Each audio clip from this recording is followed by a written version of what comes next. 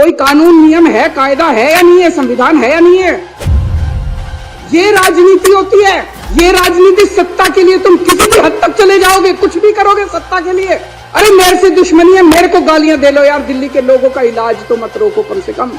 पूरा अफसरशाही के ऊपर और स्टाफ के ऊपर और कर्मचारियों के ऊपर इनका कंट्रोल है। आज मेरे को जो मेरा चपरासी मेरे कमरे में चाय पिलाने आता है, अगर कल वो कह दे मैं चाय नहीं पिलाता, मैं उसकी ट्रांसफर नहीं कर सकता मुख्यमंत्री होके भी। इतनी भी पावर नहीं है मेरे पास। बड़े दर्द के साथ आज मेरे को कहना पड़ रहा है कि पिछले साल इन्होंने किस तरह से दिल्ली के अस्पतालों के अंदर दवाइयों को रोकने का काम, इन्होंने टेस्ट बंद करा दिए। मोहल्ला क्लिनिक में 3 महीने तक पिछले साल मोहल्ला क्लिनिक में टेस्ट नहीं हो पाए। इन्होंने पेमेंट रोक दी लेबोरेटरीज की। इतने गंदे और इतने घटिया लोग हैं ये। कोई रोकता है क्या? कहते हैं राम भक्त है। भगवान राम ने कभी नहीं कहा था कि गरीबों की दवाइयां रोको, गरीबों की। पाप लगेगा तुम लोगों कि अगर दिल्ली की बाउंड्री के अंदर किसी का भी एक्सीडेंट होगा, उसका फ्री में इलाज किया जाएगा, चाहे प्राइवेट में हो चाहे सरकारी अस्पताल में हो। 23,000 लोगों का हम फ्री में इलाज करा के उनकी जिंदगी बचा चुके हैं। इन्होंने फरिश्ते स्कीम बंद करा दी इन लोगों ने। इतने घटिया किस्म के लोग हैं ये लोग। मेरा दिल रोता है जब मैं ये सारी चीजें, मैं जानता हूं किसी दिन लिखूंगा ये सब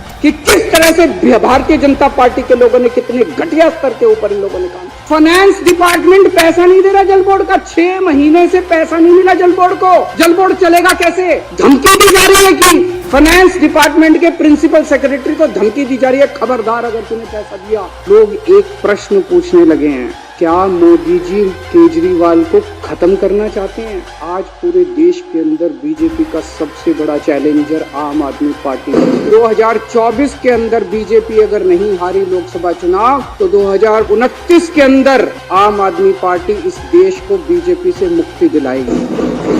सब कुछ किया इन्होंने हमें रोकने के लिए, कोई कसर नहीं छोड़े इन्होंने हमें रोकने। तकलीफ इनको किस बात की है कि जो काम हम लोग कर रहे हैं इनके पास उसका काट नहीं है। मैं आज बीजेपी को चैलेंज करता हूं, 30 साल से गुजरात के अंदर तुम्हारी सरकार है, 15 साल से मध्य प्रदेश के अंदर तुम्हारी सरकार है। एक राज्य के अंदर बिजली फ्री करके दिखा दो, तुम बिजली 24 घंटे करके दिखा दो।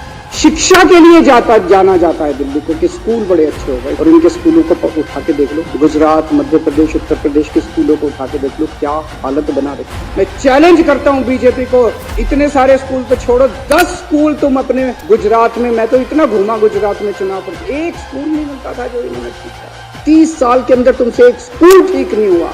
ये काम तुम नहीं कर सकते, इसलिए इनको तकलीफ। सुप्रीम कोर्ट ने ऑर्डर पास किया, भाई ऐसे सरकार नहीं चल सकती, इनके ऊपर कंट्रोल मुख्यमंत्री का होगा। इन्होंने कानून ला के पास कर दिया कि नहीं, कि मुख्यमंत्री का नहीं होगा, एलजी का कंट्रोल होगा, केंद्र सरकार का कंट्रोल होगा। अब ये क्या कर रहे हैं? एक IAS अफसर को बुला के धमकी दी जा रही है। धमकी क्या दी जा रही है कि अगर तुमने इस सरकार का एक भी काम किया, किसी भी मंत्री का एक भी काम किया, तुमको जेल भेज देंगे। रो रहे हैं दिल्ली सरकार के कर्मचारी। एक मेरे पास अफसर आया, टप आंसू बह रहे थे, 56 साल की उम्र है उसकी, और टप आंसू बह रहे थे उस IAS अफसर के। वो बेचारा वो कहता है जी मैंने कभी ऐसी नौकरी नहीं देखी, इस तरह का माहौल मैंने कभी नहीं देखा कि खुलेआम हमें धमकाया जा रहा है। अब ये ऑपरेशन लोटस करने आए हैं, कितने ऑपरेशन लोटस कर लिए, अब तो थकते भी नहीं हो तुम, हमारी दाद तो देनी पड़ेगी तुम लोगों को। हमें क्यों नहीं तोड़ पा रहे ये लोग, हमें क्यों नहीं खरीद पा रहे? क्योंकि हमने कोई गलत काम नहीं किया।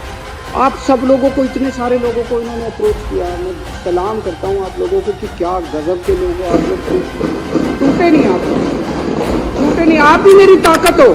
दिल्ली के 2 करोड़ लोग और दिल्ली के जो आप 61 विधायक हो, आप सब लोग मेरी ताकत हो, जिसकी वजह से आज मैं इन लोगों का मुकाबला कर पा रहा हूँ। अगर आप में से कई लोग टूट जाते, मेरी भी सरकार गिर जाती। जितने पूरे देश में आज तक MLA खरीदे हैं तुम लोगों ने, कितना पैसा खर्च किया और वो पैसा कहाँ से आया, यही बता दो तुम। अभी तक तुमने इतनी रेड मारी, एक भी नेता के खिलाफ इसके ऊपर मुकदमा चलना चाहिए। बीजेपी वालों के ऊपर ऐसे ही रेड मारने घुस जाते हो किसी के घर में। मनीष सिसोदिया के यहाँ इतनी रेड मारी, आप लोगों में से कितने MLAs के यहाँ रेड मारी, सत्येंद्र जैन के यहाँ रेड मारी, संजय सिंह के यहाँ रेड मारी, कहीं कुछ एक नया चवन्नी मिली, एक पैसा नहीं मिला। अरे हमारी संपत्ति लोगों के दिलों के अंदर है, बैंक अकाउंट के अंदर, और हमारा बैंक अकाउंट लोगों की आंखों के अंदर। यहाँ नहीं है हमारी संपत्ति जहाँ ढूंढ रहे हो तुम लोग। मेरी ये विधानसभा भंग भी कर दें, अगर ये जितने मर्जी षड्यंत्र करते रहें, सत्ता में होते हुए या सत्ता में बाहर रह के, मेरी जिंदगी आप लोगों के लिए है। 7 जन्म में भी मैं आपका एहसान नहीं चुका सकता जो एहसान दिल्ली वालों को।